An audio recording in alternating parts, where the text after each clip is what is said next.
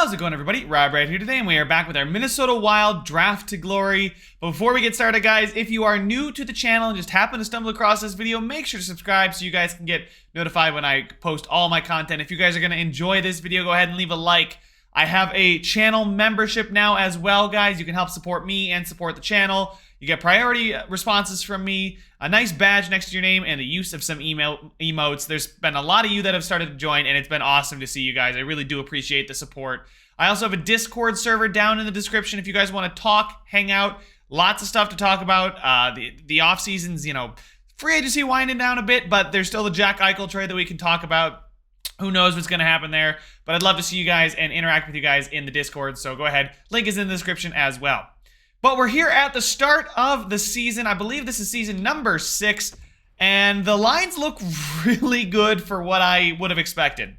Now, the second line of Fiala, Greenway, Johansson is going to get us that +5 that is going to be insane. And then I'm fine with the +1 of Kaprizov and Nikulin. And then Alexander Gonchar, a power forward who does fit quite well with this first line system. The only guy that doesn't really fit is Kaprizov, so I might be able to get a +3. So Marco Rossi on the first line would actually get us a +3, but I'm not moving Kaprizov anytime soon. Actually, Marco Rossi, first line center. Nikulin is a high elite. He did jump to high elite, I believe. I think he was only medium elite. But a +3 if Rossi is our first line center, although I think I'd rather have Nikulin up there and Rossi on the third line. I'm fine with that. And then Tony Peterson grew to an 85, and Craig Takashi is going to be guys, that third line is insane. The one weakness of this team is defense, but we did just trade up for Don Jams. Took him 4th overall. He's hopefully going to be a centerpiece of the future. Hopefully the ice time is going to help him grow quite a bit too. And then in goal, Hunter Jones and Tucker Tynan are fine there. So the guy I did want to move on from, and that you guys agree, is Ryan Hartman. I think his value is way higher than it should be. He doesn't really have a spot. I don't need him to play, and I've got Lodina down there. I am fine with it. So we are going to find a trade here for where is he? Ryan Hartman. There he is. He's got some pretty good value, honestly. Might be able to get, some seconds there from Calgary would be nice. 2 seconds. A second this year and a second next year would be great. Since Calgary wants him, maybe I can look to get there first. I doubt that's going to happen. Team like the Leafs would want him, and they aren't going to really get in our way until potentially the Stanley Cup Finals. So maybe I want to send him to the Leafs instead. Yeah, let's go ahead and talk to the Leafs about this, because their first is probably pretty low value. They are considered a buyer, so they definitely want to get rid of it. Draft picks they don't want to get rid of their first, but they would have more than 45 skaters in the organization, which is unfortunate. The Calgary Flames, however, are listed as a buyer as well. They don't want to get rid of their first, but this is probably, if I could get a first for Ryan Hartman. How is this Calgary Flames team? They got Kachuk. Okay, so it's a pretty decent team. He would only make them better, right? So it all depends, I guess, on how their chemistry goes. They are a very well-rounded team, this Calgary team. So I might not just cave in one spot. Here, look, the Chicago Blackhawks want him, although they have quite a bit of talent. Obviously, we know that the Colorado Avalanche are still talented, so their first is probably going to be late. I'd like to get them to the Eastern Conference. Detroit's listed as a buyer. They have just some top-end talent, but not exactly a ton of depth. Seabrook here is their best player, followed by Zadina. But after that, Joe Veleno, it's kind of not great, but their first-round pick, reflects that value. Okay, so we're going to have to kind of balance it. The LA Kings, their first-round pick has some pretty good value, but they can't do it because they'd have too many skaters in the organization. The Montreal Canadiens are a conservative buyer. They probably have... Actually, yeah, their first-round pick is very highly valued. I just kind of am trying to find that balance of a team that has a... Wow, okay. Low value first in exchange for, a team that's probably not great. Their Flyers are listed as a seller, which is... never going to be good for us trying to get a first. The Tampa Bay Lightning, first-round pick is really, really low value. As far as their players, Kucherov, Point, Sergachev, they're still really good, and I'm assuming they still have Vasilevsky. Yeah, they do. Toronto would not be the move here.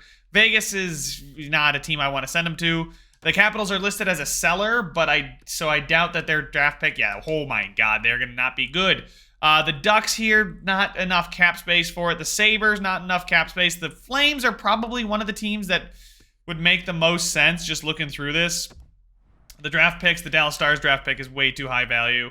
But yeah, I think we'll just go back to the Calgary Flames. Maybe a first and a second. If we can get a first and a second, I will be through the roof. It's probably, yeah, it's woefully insufficient. I didn't think that was going to work. But we can. I'm almost positive we can get the first. If we can get a second, or a third, excuse me, out of the deal as well. Just a little sweetener here. A first-round pick for Ryan Hartman, even if it's a later first. I mean, he's good, but at 85, at 30, I think his value is way higher than it should be, and he's not even playing on our team. He doesn't fit the scheme at all. Well, not that he doesn't fit the scheme, he doesn't fit the team. It's too far off there, so okay, we'll drop it down to a fourth there from the Penguins. Okay, so it's not sufficient. Is this closer than I'm making it out to be? Maybe we'll see if we can get there sixth in the deal. Isn't sufficient at all. What about just one straight up for the... Is too far off, really? Okay, Calgary, what would it take to get your first? Let's go ahead and find a trade with Calgary, because I think looking at their team here, it's not great. Like, honestly, they don't have a lot of top-end talent. They could be bad. They could be. Hartman, a fourth and a fifth. Hartman, a fourth and a fifth. I think I'm just going to accept that trade.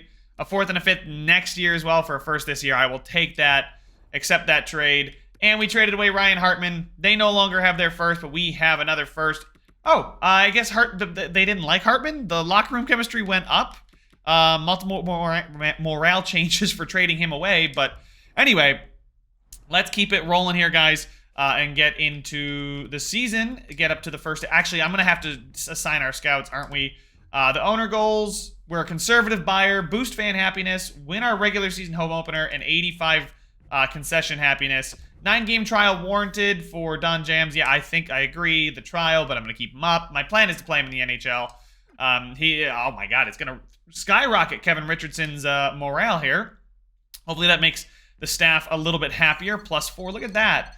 Coach is getting happy. Allocate budget. Let's see. I do kind of want to allocate. Okay, we got quite a bit to allocate. Arena operations. Yeah, I'll up that. We don't really need much else. We can probably upgrade our coaching budget a bit. Scout travel's fine. We haven't spent much. Scout salaries we don't need to. Advertising is fine. Promotions or whatever.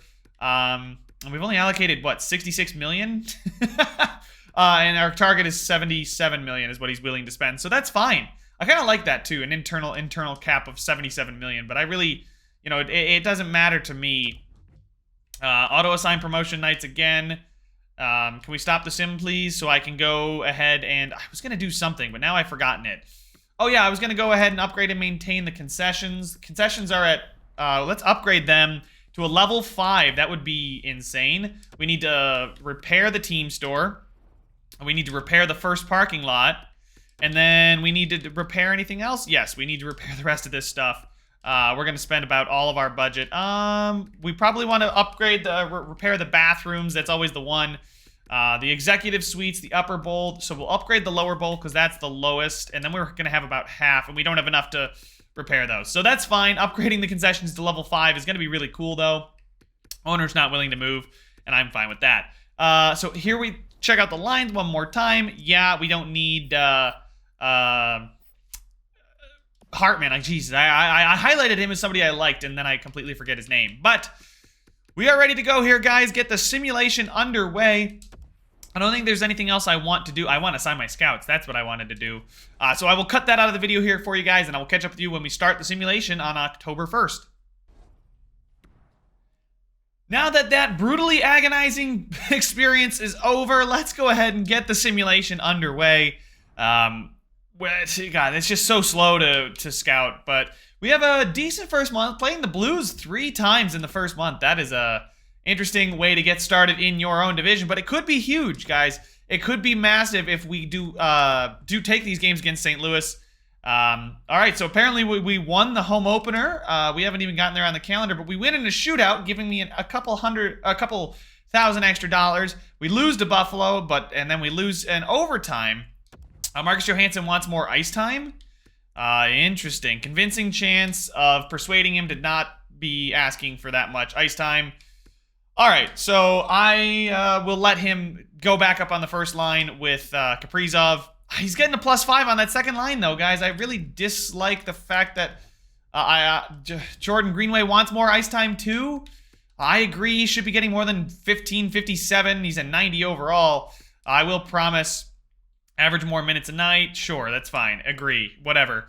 Maybe I'll swap him and Gonchar for a little bit here. Stop the sim. Thank you. How are we looking? We're 4-3-2. Marco Rossi's got 9 points on the third line. Johansson wants more ice time, and so does Greenway. We can get a +3 up there with that classic line. Nykulin with 9 points, but is a -8? Oh my god, a -8 on the first line. What is the big minus? It is Don Jams and Will Thompson. Carson Soucy is up to an 80, which is nice to see. Will Thompson, I mean, I guess I'll keep it, but man, that does not look good. Special teams-wise, we got Greenway, Rossi, Takashi, Marcus Johansson up instead of Takashi gets us a +5 there, so I'm fine with that. Lodina out. Actually, Kaprizov should be up instead of Fiala. And then we got Fiala, Nykulin, Takashi, Brodin, and who's not getting any ice time right now? Peterson, right? Tony Peterson's not getting any ice time. So it's Greenway, Rossi, Johansson, Kaprizov, Fiala, Nykulin, Takashi, and then instead of Tony Peterson, I actually think I'm going to put in Gonchar just to get him a little bit extra ice time. He's got 27 penalty minutes and is a -3. Oh my god, he is definitely killing us there. Special teams, penalty kill, Peterson, Nykulin, Lodina. I'm going to swap Lodina out for Marcus Johansson just so I can get him all the special teams time we can get. Actually, we get a +5 with Nykulin and Pedersen here. Yeah, so I think I'm going to do that for sure. +5 on the second penalty kill is great. Anyway, moving Greenway and Johansson up for a little bit here to see if that maybe changes some stuff around. Gonchar getting moved down in the lineup. We're going to go another month here before we really check things out, because sometimes in the first month, oh my god, Craig Takashi, I'm going to try and persuade him, get a convincing chance. I feel like you shouldn't be playing more. I'm going to disagree.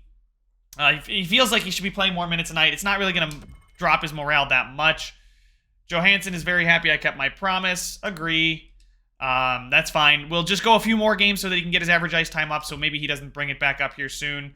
A 4-2 loss, and the Red Wings already fired their head coach after the first month, and Kevin Fiala now wants more ice time. I'm going to disagree, because I can't give everybody all this extra ice time that they want. Fiala, 87 overall, doesn't deserve more ice time, I think, than what he's getting. Greenway's happy I kept my promise. Agree. That's fine. Whatever. Jeez, everybody's complaining for ice time. We got temper tantrums in the locker room. I mean, God. Decline this trade because it's a terrible trade. But we are winning some. He's very happy I kept my promise. I think we should keep him in the NHL. What does he think? He agrees with my call. Wow, our coach is going to love me. So me and the coach are on the same wavelength, but the locker room is coming to me. Why aren't they going to the coach with the concerns? Anyway, lots of wins in a row here. This has been a good month for us. And as I say, we get lots of wins in a row. We take some L's. Great. But we'll jump right back on the bandwagon with some wins. 14-7-2 through the first 2 months of the season. Marco Rossi is a point per game on the third line. Marco Rossi's a point per game on the third line. Fiala's 22 and 23. Takashi's 21. Wow, that third line is ridiculously good. Johansson, though, +4. Nice to see it. Kaprizov. Nykulin's a -9. He's got 19 points, 45 penalty minutes. His discipline is 94, and he's got 45 penalty minutes. Seriously? Jordan Greenway's got 18 and 23. Gonchar's got 15 and 23, which is really good to see from our young guy here. He's got 16 minutes of ice time. William Bitton on the fourth line's got 15 points. Peterson's got 13 points. Connor Dewar's got 11. You know what might be factoring in? I didn't actually look at this, but I'm going to go take a look at this after this. I want to know if our head coach is rolling all four lines, because that'll sometimes affect things. Wow, Brodin on the fourth line, or third pairing, excuse me, is doing well. Will Thompson, Kalen Addison are the only minuses, but things are starting to turn around, and in goal, Hunter Jones is awful, but Tucker Tynan's not terrible. It's not great, but it is what it is. I can't do anything about it. But taking a look at our coaching staff, are we rolling all four lines, coach? He likes to roll all four lines and all pairings, which is probably why we are getting some of these ice time concerns, right? These guys aren't getting as much ice time as maybe they would have expected or hoped.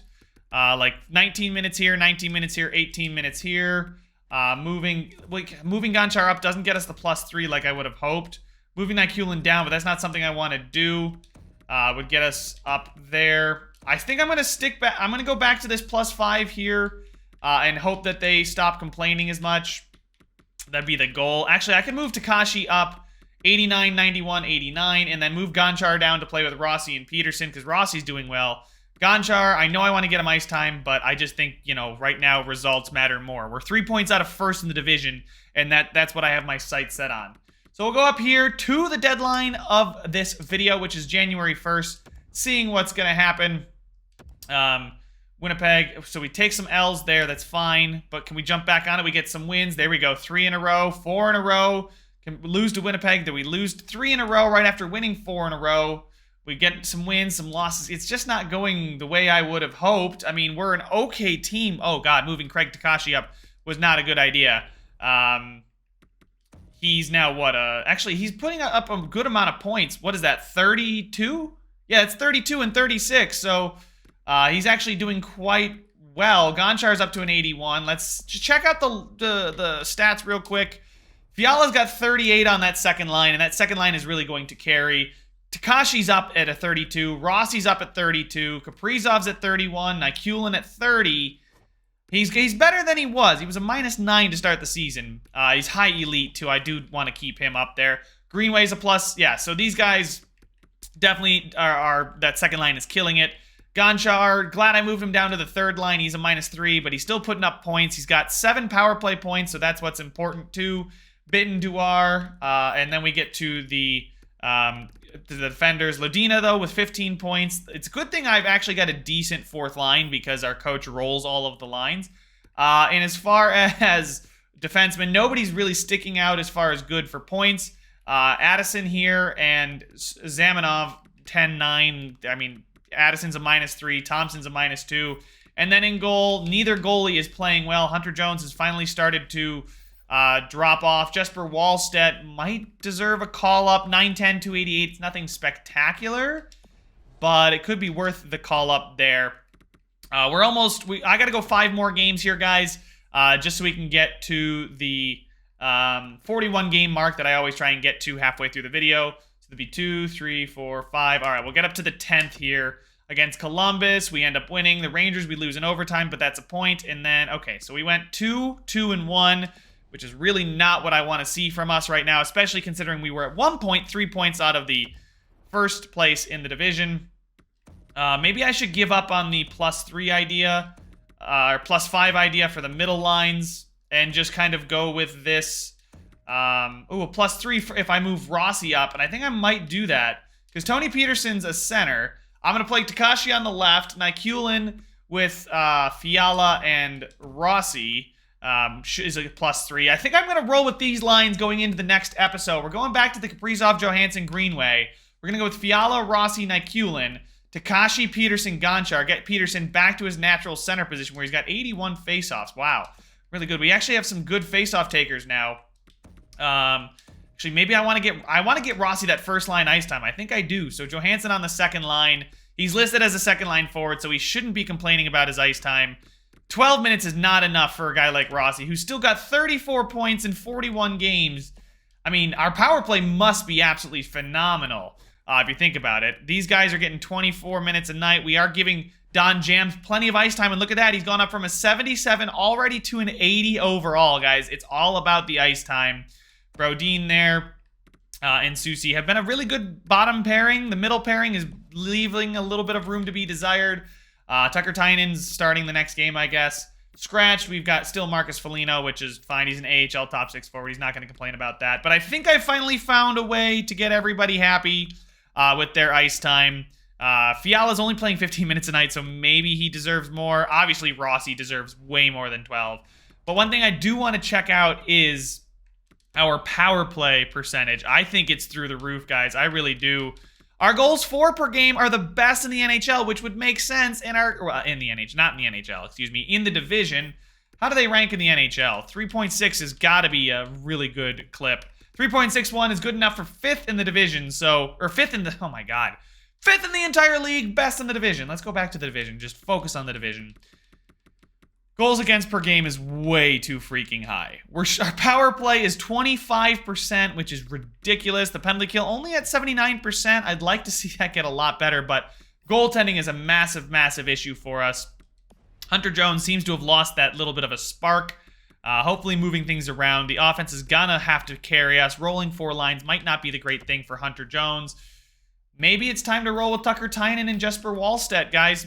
It just might be time to roll with these guys. What could I get for Hunter Jones? Probably not a lot. I'd probably get like a 6th or something like that for Hunter Jones right now. Let's take a look at the goalies. Hunter Jones actually is the 2nd highest value goalie. We get some 4ths, a 3rd. We can definitely get the 3rd. 3rd and a 5th from the... Guys, I think I might do this deal. I know Hunter Jones he's on an expiring deal, though, and I don't want to bring him back. Tucker Tynan is got 3 years left. I want to see what Jesper Wallstedt can bring to us. He'll be the backing up Tucker Tynan. He's been okay, right? His angles are 90, which is really freaking good. I'd say Tucker Tynan's more well-rounded. The puck control, he's not as good as passing, but he's got that better puck control, whereas Tucker Tynan's got the better athleticism. So we will see. He's very, very fast, Tucker Tynan is, but Wallstedt is the taller goalie. Well, I see, I don't know. I guess Cody Matthews, he's not playing in the AHL. I think Hunter Jones is going to have to go. I'm going to make this deal, the one for a 3rd and a 3rd this year and a 5th this year from, well, Toronto, but it's the Columbus Blue Jackets. So we're going to accept that trade. We're going to have to call up Jesper Wallstedt, go to the roster moves in the system. We're trading away a quality. I wouldn't call him a quality player. Confirm that. There we go. Edit the lines.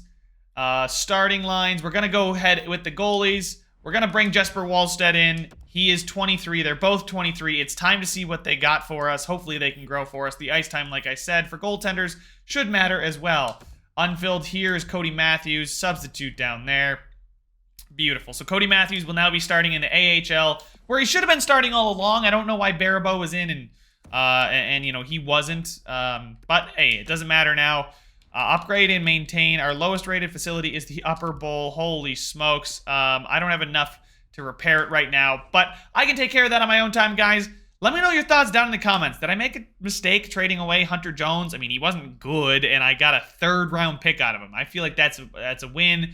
We get it to clear up the logjam at goaltender. Matthews is going to come up soon. We get to see what we got in Wallstedt before we re-sign him.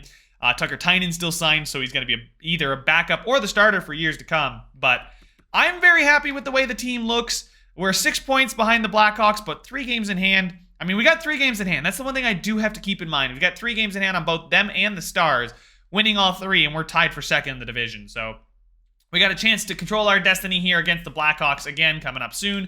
But that's all the time I have for this one, guys. Make sure to leave a like if you enjoyed it. Subscribe if you want to see some more, and I will see you guys in the next one.